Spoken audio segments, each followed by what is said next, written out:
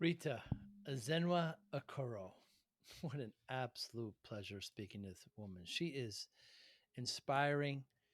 Her light, it glows. Her, uh, her demeanor, her passion is magnetic. She is. Are you ready for this? Um, the reward. She's Nigerian. She does grassroots. Everything that she does is through arts, through the arts. She's President Barack Obama's Mandela Washington Fellowship for Young African Leaders Award recipient, the Lagos State Government Youth Development Award, the Extraordinary Women's Award in France, the Next Generation Leaders Award, the United Nations Intercultural Innovation Award winning Street Project Foundation recipient. Just an incredible woman. She had an epiphany when she was 18 years old and she was in a play, and something just incredibly magical happened that really transformed her. She later, when she graduated young. Her thesis really propelled her into her movement, into helping the youth. What's happening in Nigeria is absolutely fascinating right now. The advent of the internet, and you're gonna learn what Nollywood is. Nollywood. Have you heard the term Nollywood? You'll learn what that is. Just absolutely fascinating, and what motivates her, and how she defines success, and how she views discipline from her perspective. She associates it with so many great things. It's just such. When I heard that she accepted the invitation to speak with me, I was so excited, and it's just a wonderful conversation. I hope one day to meet face to face with her and her husband and have a cup of coffee, and just her newest book you'll have to get as well. Incredible, doing, being, becoming. You're really going to enjoy Rita Ezenwa Okoro. Thanks for listening. Hi, I'm Joey Pinz. People ask me, how did I lose 130 pounds? The quick answer is always discipline. I started my business, wasn't paying attention to my health, was eating too much, drinking too much sweets. My daughter was born. Next thing I know, I'm pre diabetic, I have hypertension. I knew something had to change. Discipline. I, like many of you, have faced many challenges in your career, in your family, in your life, in your faith. How did you attack them? How did you approach them? How did you solve them, hopefully? It all had to have some degree of discipline. I'm also asked, how did you found and start a tech business that lasted over 25 years? Discipline. I was committed to it, enjoyed technology, didn't enjoy some aspects of it, but knew it was necessary. Discipline. Our podcast mission: how do we use discipline to better ourselves and society? Join me, please, as I talk to interesting people and discuss how they use discipline in their family, and their passion, and their careers, and how it helped them. Our podcast vision: growth through learning from others. Joey Pinz Discipline Conversations. It'll be light and serious. Join us, please. Thank you for consideration. All right. Miss Rita Zenwa Okoro, such a pleasure to meet you. Uh, what should we know? I'm just speaking from an American's perspective. What should we know about Nigeria? You're a grassroots organizer. There's so much that we should understand there. What should we understand better About Nigeria or about myself? about yourself and Nigeria both? Okay, so I'll start with Nigeria. First of all, Nigeria is such a robust, large black continent of very intelligent, smart, and vivacious people. It is made up of people of over um, 250 who speak over 200 and who speak over 500 languages, and who are made up of over 250 ethnic groups. So Wow. that's really large. Yeah. So it's amazing. And 70% of or 60 to 70% of our population are made up of young people below the ages of 35 years. So Wow. it's young, it's vibrant. We've got 36 states, um, and we've got the north, the south, the east, and the west. And our diversity is what makes us who we are, makes us very unique people. And being a Nigerian who comes from a minority group called Edo State, we speak a language called Esa. Um, and growing up in one of the largest cities in the world, Lagos State, it has shaped who I am and who I am becoming. And I'm just excited to talk about that. Hmm. And your youth is fascinating. You talk about you have a great arts background, so you have this great story about you're 18 years old. You're doing this play, Makuno Melody, or the wife of the. You have a great story, which kind of it gives birth to what your future is going to hold. Please explain. My people, we need a change of leadership. Mm.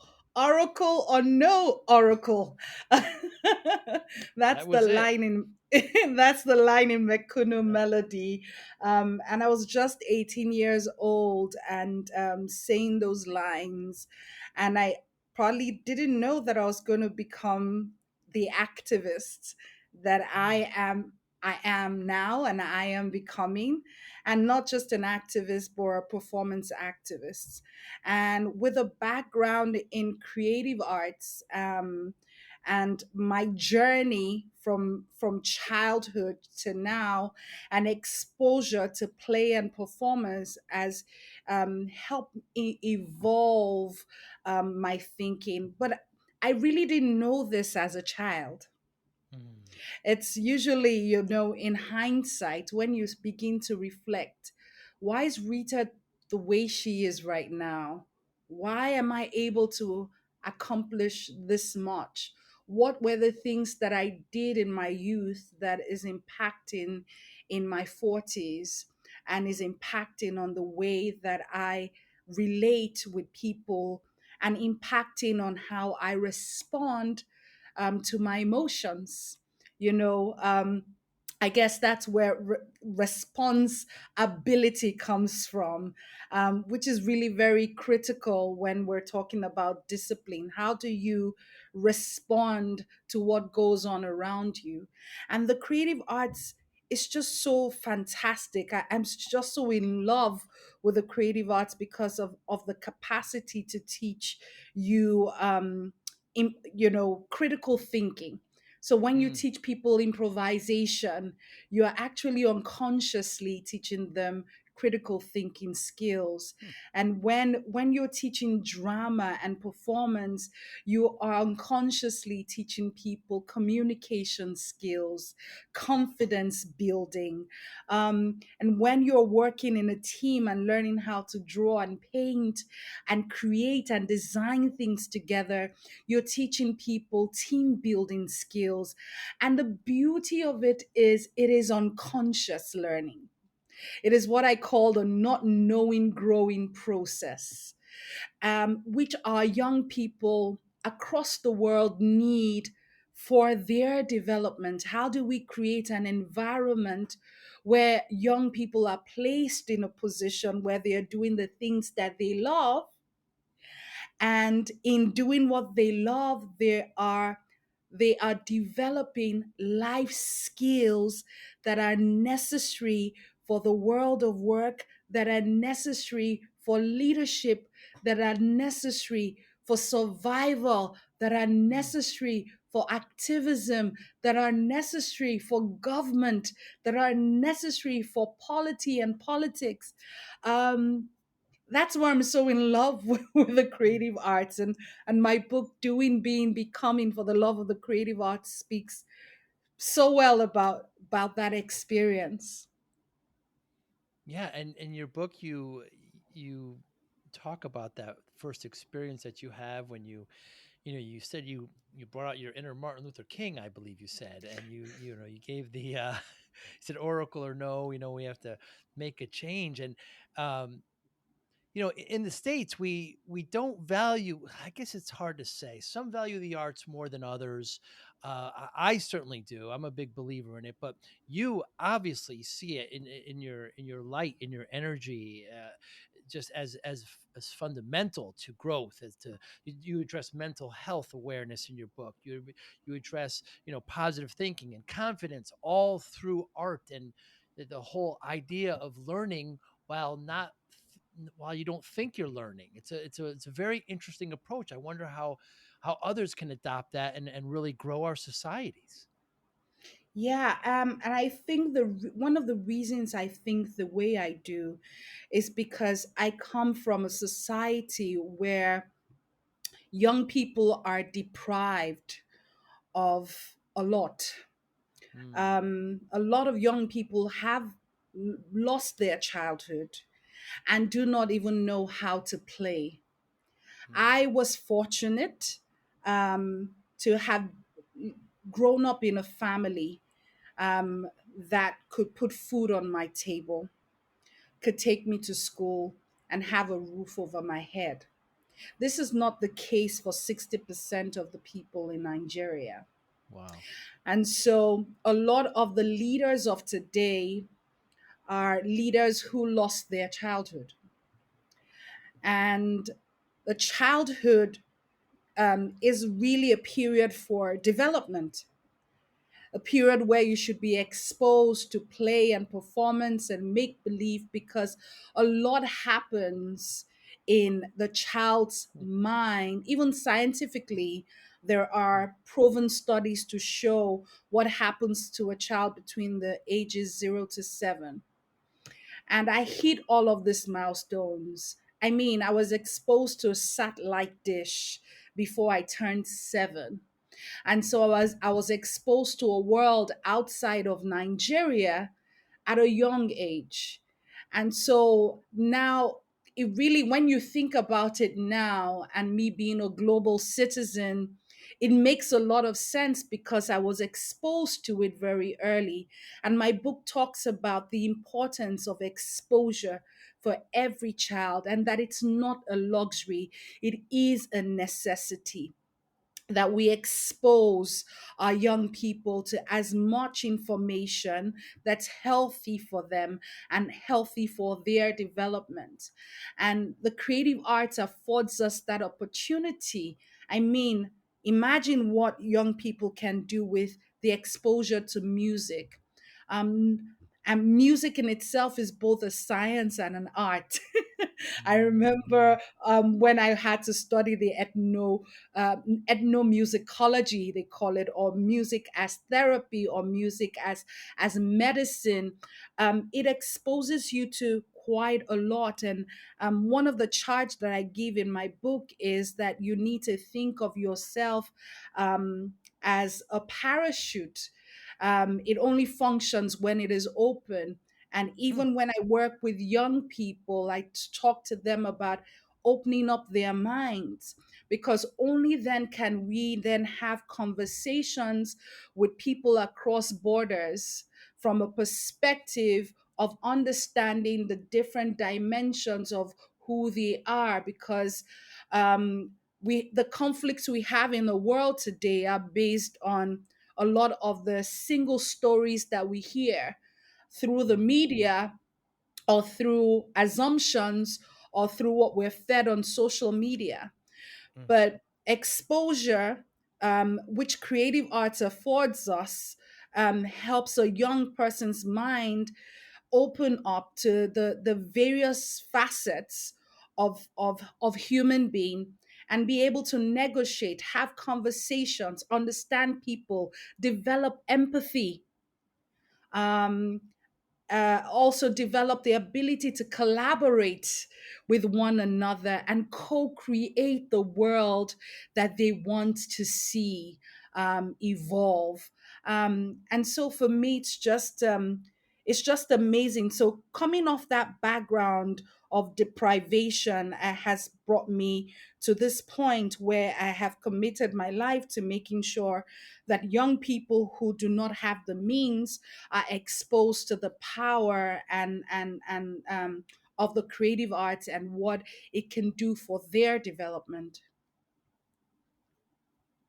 Yeah, and you're being extremely, extremely humble. I mean, President Barack Obama's uh, Mandela Washington Fellowship for Young African Leaders Award, the Lagos State Government Youth Development Award, the Extraordinary Women Award in France, the Next Generation Leader Awards, the United Nations Intercultural Innovation Award winning Project Foundation. Uh, Miss Rita, I mean, it's not only are you're dedicating yourself, dedicating your life to youth and to this movement, but you're being you're being you're being recognized. It's and I've watched your video, and by the way, you mentioned music, and you have these great music intros where you're just celebrating and letting everything soak in, and then you develop your message, and your light shines. I'm going to keep saying that. It's just it's magnetic. Your energy is very, very contagious.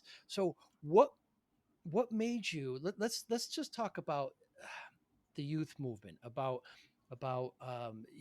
these articles where you have hundreds of children coming into your program, and let's talk about just how did you do that, why did you start it, and how is that going, and can we help? Yes, yes. Thank you so much, Joey, for saying that. I started this movement as a youth myself. So it wasn't as if I came in being an adult who's seeing what's happening. I'm an insider. Mm, I started out as an insider who understood from the perspective what was going on around me. Um, the creative arts space um, had a big void.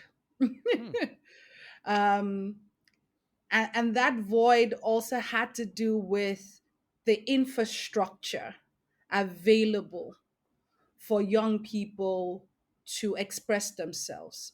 Fortunately, I studied creative arts in the university. And my father would call me undergraduate kekere. In Yoruba, what that means is very young undergrad. ah, Because I went to school, I went to university at age 16 and graduated at 20. My first degree, and it was in creative arts. And my thesis was on epic theater. And I remember vividly the very last line of my thesis. I said, I do not believe in art for art's sake. I believe that art should be used for social transformation. hmm, Apparently, I never knew that dissertation was going to become the basis on which um, my life's work evolved, mm, because mm, that has been the basis of everything that I'm doing, is because of that belief that art can be used for social transformation. So, and I say all of this in my book as well, doing, being, and becoming for the love of the creative arts. And I talk about the history of how, I was a part of a youth group during my youth service, mandatory youth service year, where I became the vice president of a music unit for our community development program, and how that evolved into me saying there's something in this, and I had to evolve that model. And so after the youth service year, and just thinking, how do I respond to the void that is youth development in Nigeria, seeing that we have a dilapidated National Arts Theatre, and Mm, seeing that we do not have youth centers or resource centers or creative arts centers in local government areas. I'm talking about local government would be would that be area councils, but small community spaces or community theaters where young people can go and express themselves. We don't have them. We don't have them in Nigeria. And mm, so it only makes sense that when a young person comes and says, I want to study creative arts, or I want to make a career of music, dance, drama, visual arts, that a parent wouldn't see promise or wouldn't see a bright future for their children. mm, And as such, anything that has to do with the creative arts is looked down upon. And mm, this was in the early 2000s. And this was when I was like, there, we have to be able to create some meaning for creative arts within a space like Nigeria where creative arts is not seen as essential work. And so we then decided to explore going out to the streets and recording young people who just wanted to express themselves. wow, And thanks to technology, mobile phones, and all of that, we're able to do to run this project, which we called Project Roar, 2 years in a row. And we'll upload the videos at the back end, and we will then shortlist and invite these young people from across Lagos State to a space and teach them about performance for 2 days. And then we would have a talent hunt competition where three of the winners not only went home with a cash prize, but also had a 1 year mentorship program with a veteran in the creative arts field. Um, wow. and the truth is, at the end of the day, one of the comic sensations we have in Nigeria today, called Josh Too Funny, evolved from this program. And now he's a global sensation. Uh, and so that's how it started. And all of these kids were all from grassroots, were grassroots kids from low income backgrounds who just wanted to express themselves, didn't know how, and didn't even know that they could develop their soft skills through that process, and were brought into this space and matched with mentors who became mentors for a lifetime for them and helped them move to the next level of their lives. But this program evolved from being a competition to now being a boot camp where hundreds and hundreds and hundreds of young people now come together, um, and for 6 weeks, for 4 weeks, for 3 weeks, for different kinds of programs. And their skills are sharpened and honed. They're matched with mentors. They're placed on internships. Now there's a whole scale from, or would I say a whole funnel from training to eventual placement in jobs and eventual becoming leaders of movements like the arts vocacy movement, which we currently run and is a new project of Street Project Foundation, where young people know what it is to become um, um, um, active citizens of the country, or are participating in politics by using their art to advocate for the social issues that they care about. So it's just amazing how it's evolved, but it has required a lot of commitment, dedication, sacrifice. Oh, so much sacrifice to do this. Really? And above all, it is something that I'm passionate about and that I love. If you wake me up every day, I'm ready to do this. And my work, like you had mentioned, has given me so much global recognition that Yeah. just recently in August, I got appointed the executive director of Global Play Brigade, which is a bigger movement that believes in the power of play and performance for human development. And so now, not only am I thinking about expanding the scope of play and performance for development at a grassroots level, but now I'm looking at it from a global lens and how to make it mainstream. But what we need right now is, and I'm advocating for that, especially in Nigeria, is to make sure that every community has a creative arts center where young people can express themselves and can go through the process of their not knowing growing so that they can be become and continue doing without procrastination. Hmm. That way, we're able to raise leaders who can transform our nation and our world. You mentioned in the 2000s how it was unpopular, almost looked kind of down upon, performing, and then there was kind of this emergence, and it's changed now. What happened there? What was the transformation? What was it? Why did it happen? Do you think? Uh, Music Hmm. and Nollywood, um, and the internet. I'm sorry, I don't know that second term you said. Nollywood. Yes. So, in the US, you have Hollywood. Yes. In Nigeria, we refer to it as Nollywood, meaning Nigerian Hollywood. Yeah, yeah. In India, they have Bollywood, I believe. Bollywood. Yes. Yes. So now we have Bollywood, Ah, Nollywood, and Hollywood. very interesting. Yes. So And the so emergence of music the and wow. so now Nigerian music and films have become popular. And why have they become popular? There are many factors. We've got Africans in diaspora who crave for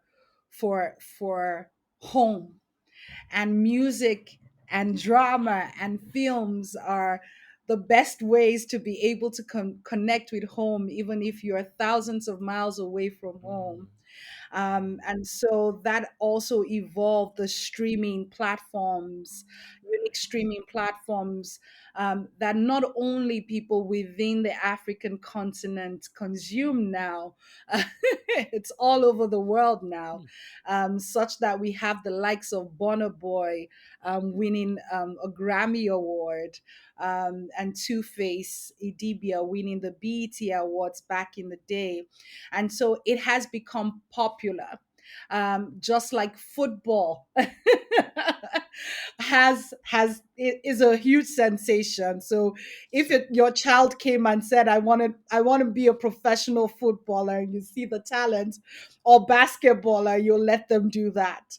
So I think we're gradually getting to that point where um, where it's acceptable now to say, I want to make a career out of it. We're not there yet, but we're definitely not where we used to be. And I believe it has to do with a lot of the efforts that I have been putting in together with my team within the mm, creative space, alongside lots of other people within the creative industry who have been pushing for many years, and people even before me who've been pushing for many years, to make sure that creative arts is acceptable and seen as essential work.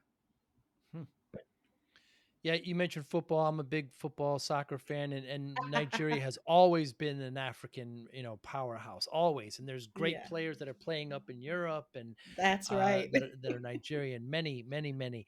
And so, what needs to? So it's fascinating to me that the advent of streaming services and being able to make films and music, and you mentioned a comedian, all this, and the internet, of course, where we can now, where distance doesn't matter anymore, we can all share this information. What needs to happen now to even go further? So, some of this I mentioned in my book, Doing, Being, Becoming for the Love of the Creative Arts. And one of the things I mentioned, especially in Nigeria, is access to internet. It's still Mm, expensive to stream in Nigeria. It's only if you've got the means, then you can do that. And a lot of our young people are creating content. I don't know whether you've ever seen the content of the Ikorodu boys. What they do is they take previews of Hollywood blockbusters, and they try to reenact them in grassroots way, using recycling all sorts of things. So they could turn the cars into a wheelbarrow. They would, it's all fun, and it's Clever. kids, they're all kids putting it together with an adult who's guiding them, but it's fun. They've been recognized by Steve Harvey, they've been recognized by Idris Alba. That's how good they Whoa. are. And like, lots of Nigerians and people within the continent of Africa are creating content. But we need to make it more accessible. We need to make communication more accessible. Buying data is expensive. Even, access to the kind of phones that they require to do those things, very, very expensive. Um, the infrastructure isn't there, you know Mm. and for me, those are like two basic things.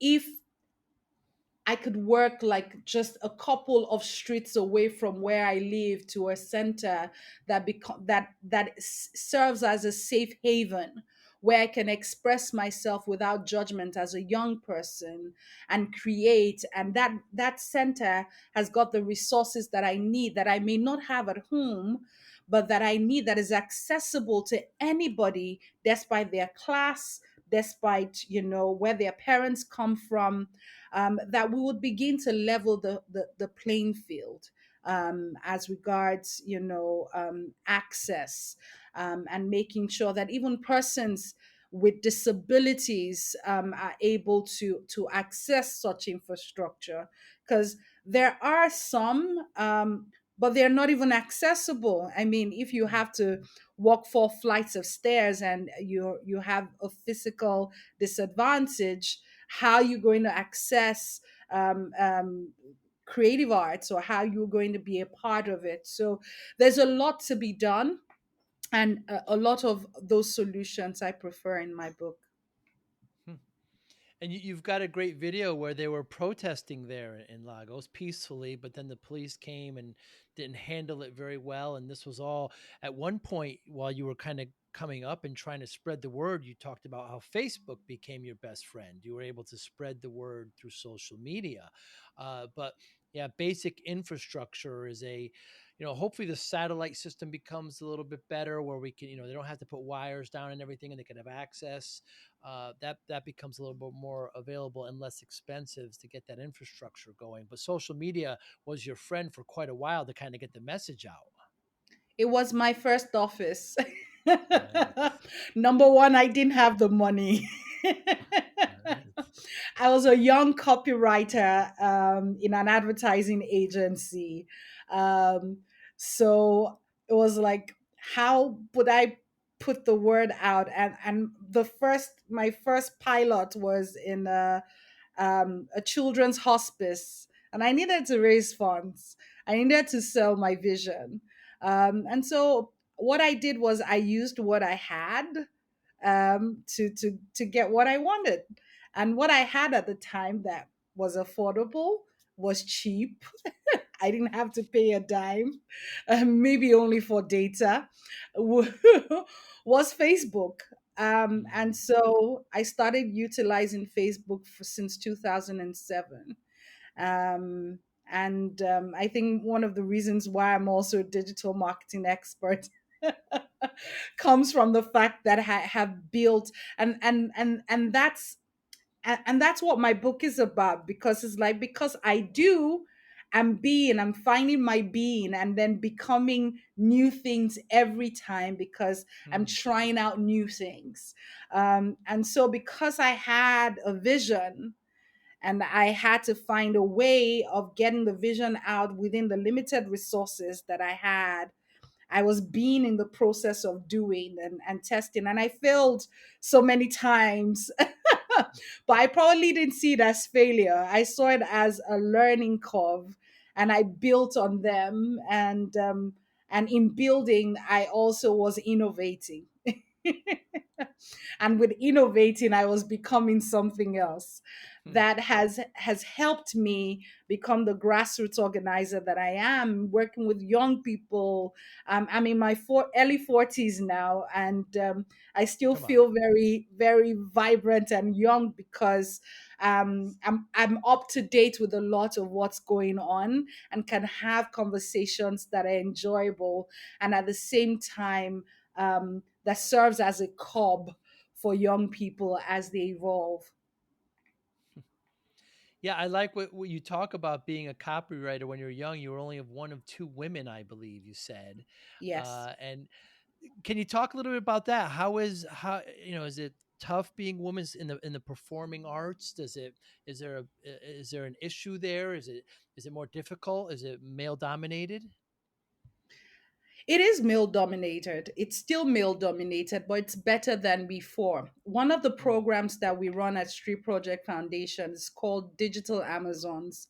Is my response to the challenge that I had whilst I was working full time in mainstream advertising, even though I still consult and practice, but I was usually the only female in the creative department. wow. If you found one, maybe it would be one graphic designer.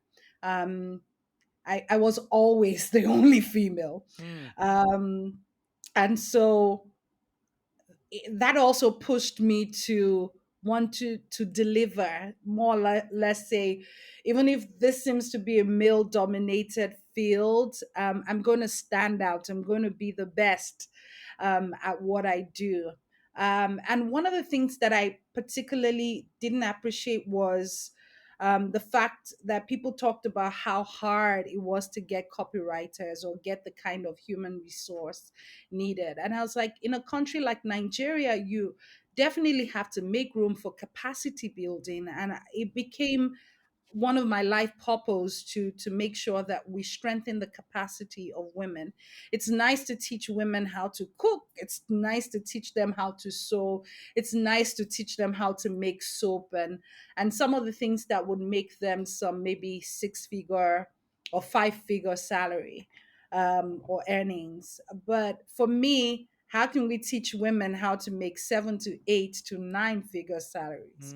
mm, Would be making sure they're able to break the glass ceiling as regards career jobs that are dominated by men.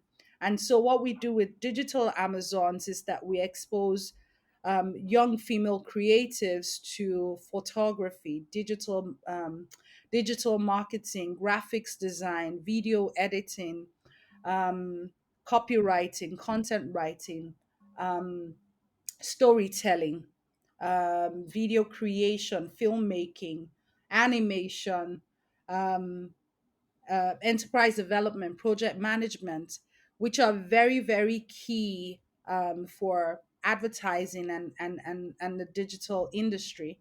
And so after we train them for a period, we then match them up with organizations. We currently run this with the Association of Advertising Practitioners of Nigeria's Women in Committee of Women in Advertising, who are also focused on raising female leaders in the creative, in the advertising industry. And so we train and they help us with the placements. mm. And so far we have trained over almost 200 female creatives since we started in 2019.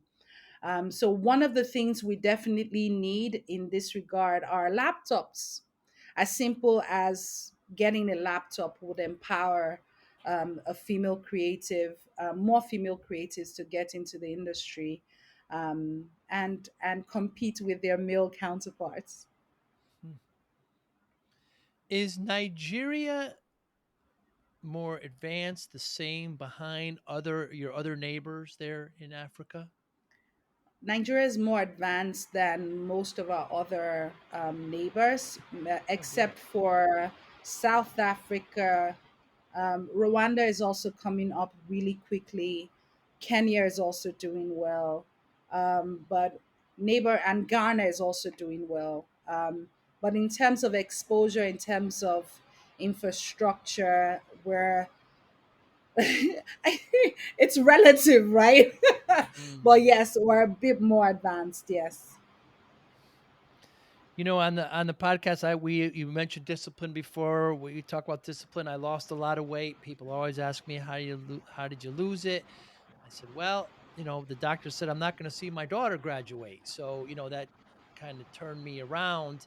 So I, focused and got serious about it. I wonder, as a youth, as when you made that stance there and that play during, your director was, scorning you, and do you consider yourself? Do you consider yourself a disciplined person? Then, do you now? Does it have a place in arts discipline? absolutely. Um, I don't think anyone can go far without discipline. Mm, Um, One word that I usually use for my young people, which also cuts across marketing communications, is consistency. hmm, And hmm, consistency is work. Consistency is dedication. Consistency is sacrifice. Consistency is excellence. Consistency is no excuses. Consistency is no procrastination. And how mm, else can you be consistent except you're disciplined, except you're saying, okay, I've got like 20 things to do today. How am I going to make that happen? If I wake up in the afternoon and decide to snooze by 6 p.m., how am I going to spend two hours doing 20 things? I mean, how do you do that? And then especially if you're now a family person, you've got a husband or a wife, you've got kids. mm, Not only are you focused on career related things, you're focused on also building your family and love, building relationships, um, and you still have to drive that career, that one thing, or balance them out. It requires a lot of commitment and setting out to say, this is what I want to achieve. And one of the things that I do at the beginning of every year is to reflect. Before I wrote the book, Doing, Being, Becoming for the Love of the Creative Arts, I was 39, thinking about my 40th birthday, which was going to be 9 months away. And I was like really prayerfully also reflecting on what I wanted to do. And the thought of writing a book then came to me, um, and even a title came to me, and immediately I started talking to people in my circle. This is what I'm thinking about doing. How can I get it done? um, Having a network and just staying focused on that. This is what I want to do. This is the next phase. This is what chapter 40 was going to look like. And before I even started, I didn't share with everybody.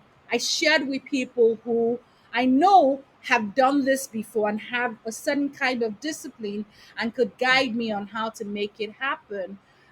And then I got introduced to the Book Creators Program, which required a dedication of 10 weeks to just prepare our drafts. It was training, it was writing for 3 hours every day, a certain level of consistency. And also, it was a program that made you embrace who you are. So I'm kind of a last minute person, hmm, but understanding that that's my drive. If I know, if I have a deadline, I think maybe working advertising also has mm, put me in that shape. I did something also today that had been putting off for a while because I knew that if I didn't do it, I wasn't going to get it to the US on time. And so immediately I started writing and signing off some of the postcards that are supposed to go alongside the books that I'm sharing in the US because of the crunch time. Hmm. So I knew that that was a motivation for me, and understanding what are my motivations that would make me do the things that I need to do. What are the patterns that work for me? For some people, they are morning people. Some people are night people. Some people are day people. How do you Hmm. structure your day to work with what your system aligns with, so that at the end of the day it doesn't feel like a job. Hmm. you know but it feels like something you can do on any day. I'm also on a weight loss journey, and I lost 10 kg. Congratulations. Yes, I used to be bigger than this, and it's a long journey. I yo-yo, but I've also had to change my lifestyle, as in by after six, nothing enters into the stomach anymore. I allow my Hmm. system rest. Hmm. And it takes a lot of discipline to get there, to say what's good for me. Hmm. What do I want? What do I want to achieve? And when I die, what do I want people to say about me? When I die, what footprints do I want to leave behind? Hmm. It's not too early or too late to think about legacy. I started thinking about legacy since I was 18 or Wow. even less. I know my parents and my siblings have said I have an old soul, but Hmm. but I've always thought about legacy, and and I think that is one of the things that has also driven the kind of discipline and principles that I've imbibed to achieve excellence and my goal. I love how you kind of marry discipline with consistency, dedication, excellence, no excuses, no procrastination. I get some pushback sometimes about how you need compassion and you need other things than discipline, but you actually combine them. You see them all under the kind of the same as almost synonyms. It's a wonderful approach. Yeah, yeah, yeah. Especially because I'm the creative arts also puts you in a space where um, you also think about mental health wellness. You Mm, know, um, and it also takes discipline to be able to say to yourself, stop, pause, reflect. hmm, I've had to do it myself because I'm such a workaholic. mm, And also having loved ones who will tell you the truth. It takes discipline to be able to take hard criticism. um it takes discipline to be able to manage your emotions. mm, um because someone could say something and you flare up, you're all over the place, and it then destroys maybe a relationship that you've been building. It takes discipline to introspect and ask yourself the question, what's the right way to approach this situation? mm, you know, especially as a leader. And when it comes to making decisions, which is one of the major things leaders have to do, is to make decisions. And I talk about that in my book as well, and how important it is to also have counselors around you, especially when you're hard pressed to make a decision in a tense environment and where you're not emotionally okay. But it takes discipline to understand that and to say, you know what, Rita, you're not in the right frame of mind to make that decision right now. Who can you talk to who would make you see reason? And asking yourself, is this the right time to make that decision? Is this a life or death situation? Must you make that decision now? How much information do you need to be able to make that decision? It takes some level of discipline, and it doesn't just come all at once. mm. It's a process. um, it's a process. I'm a student of social therapeutics, and one of the things that we talk about is that, the tool and the results are together. The Hmm. tool and the results, I see them as one and the same. And I think that if we see that the rush to reach a goal, i- is is managed effectively, dashed hopes, dashed dreams, and also the feeling of expectations cut short, would be managed when you understand the whole idea of the tool and the result in the process. That way, you are able to enjoy the process of evolving to get into your destination, as opposed to being in a hurry to get to your destination. And as such, if you don't get to your destination, you're unable to think about the other directions that you can go to get into your destination, even though that the first direction or first option of getting to that point, cuts off because of different reasons. And it takes discipline to be able um, to factor that and embrace all of that. Hmm. Well said. Well said.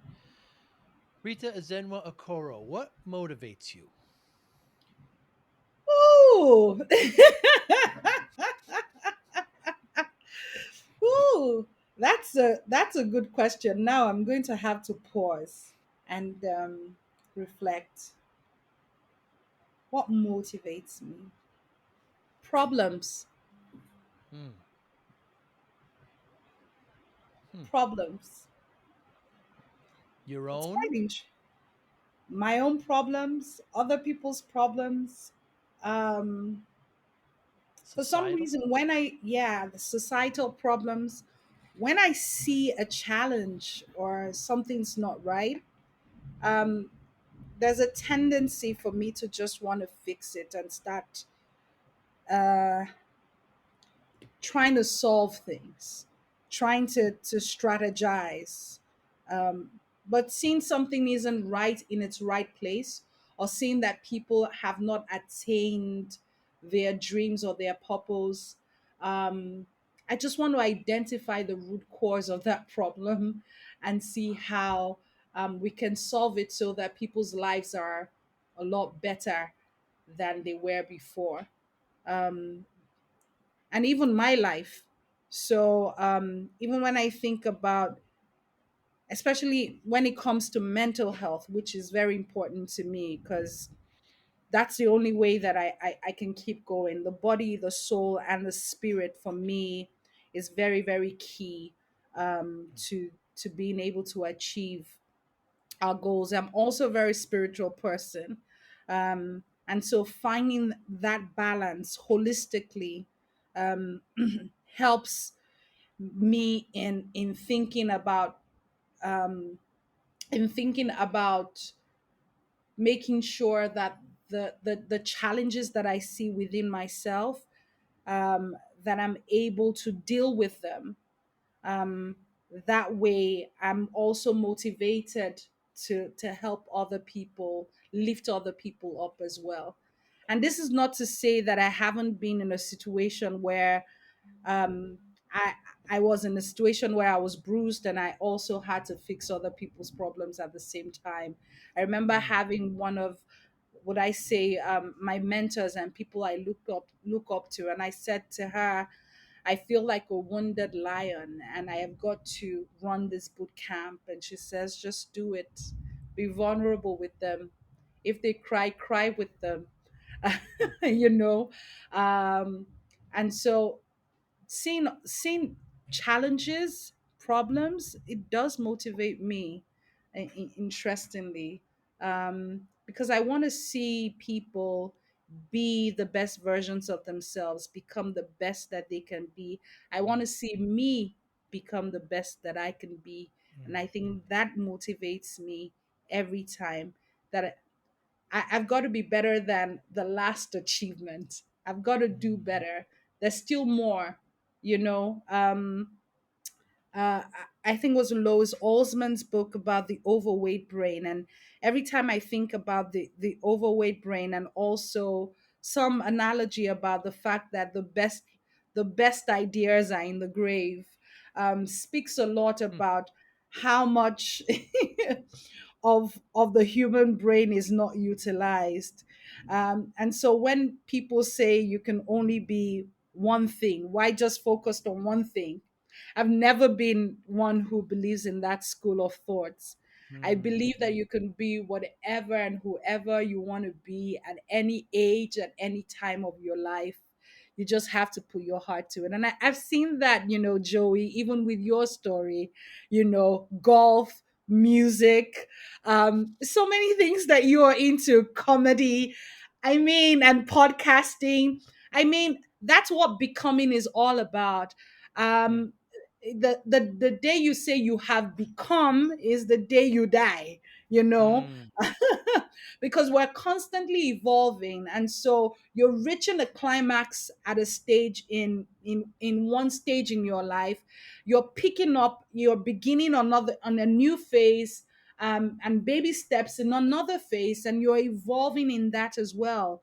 So whatever that is, pick it up, motivate yourself, achieve, be the best that you can be, and that motivates me as well.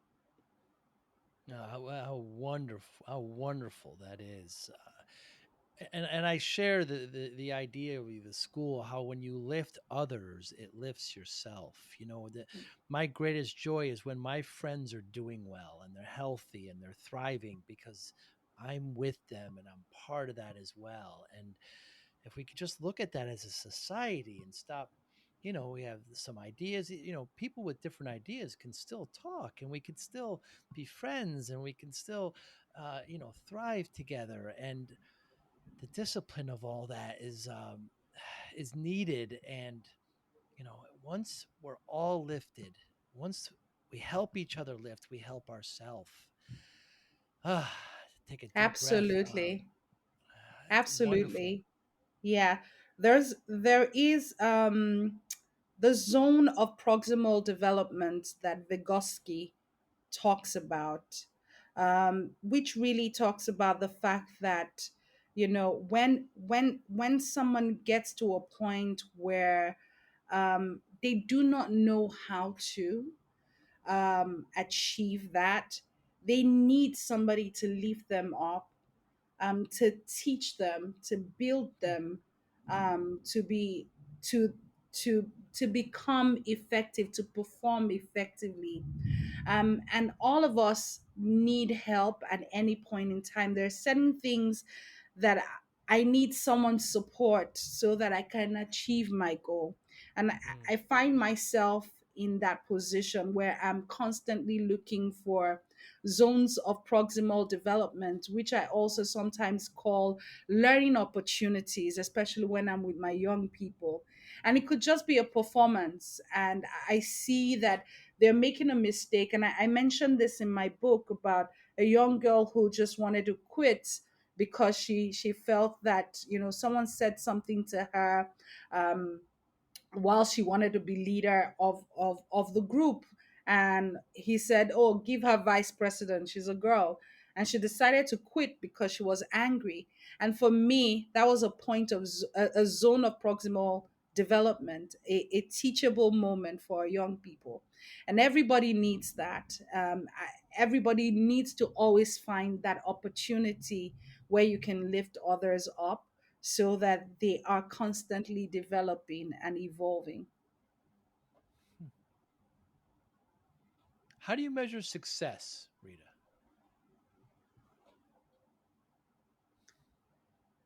Whew,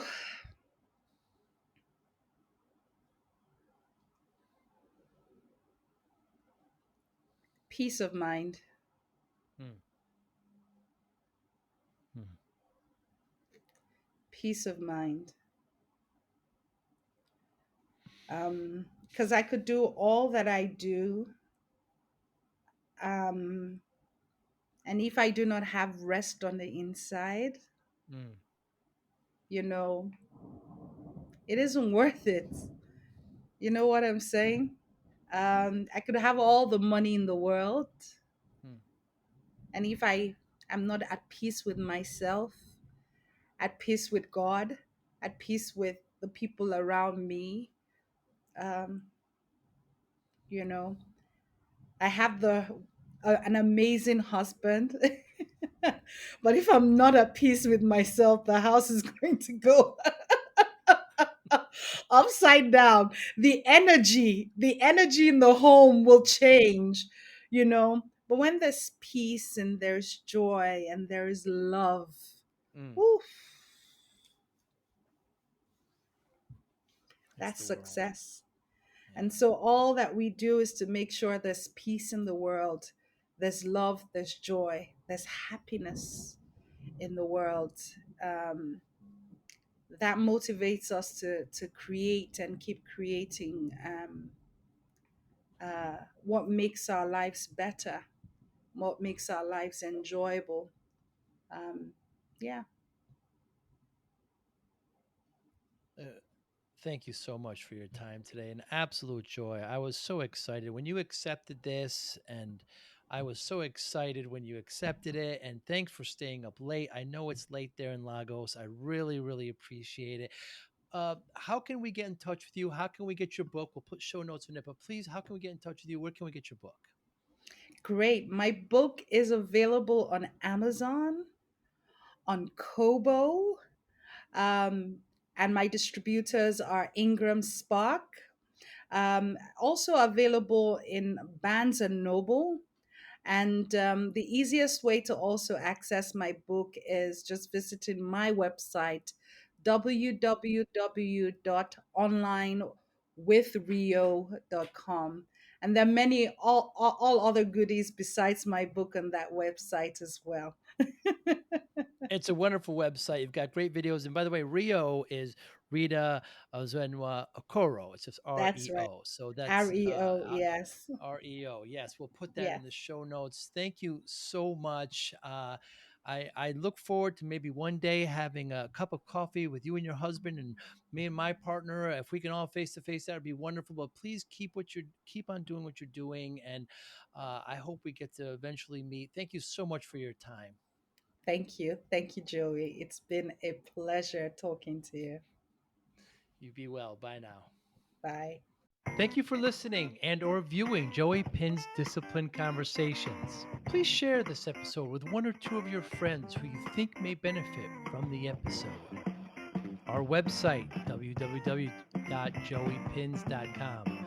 There you'll find lots of resources and you could join our mailing list. Please follow us on all our social media, Instagram, Twitter, and Facebook.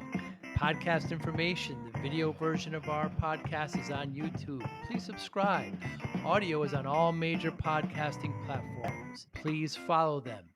And if you like it, please consider giving 5-star rating. Would really appreciate that. Would you like to financially support the podcast? You can go to our Patreon site. Consider $5, $10, or $20 a month. There's all kind of plans that we have there. There's like a one-time payment. What is this podcast episode worth to you? $25, $50, $100, $500, $1,000, $5,000. You be the judge. You can go to our PayPal account to do that as well. Thank you again for listening or watching Joey Pin's Discipline Conversations.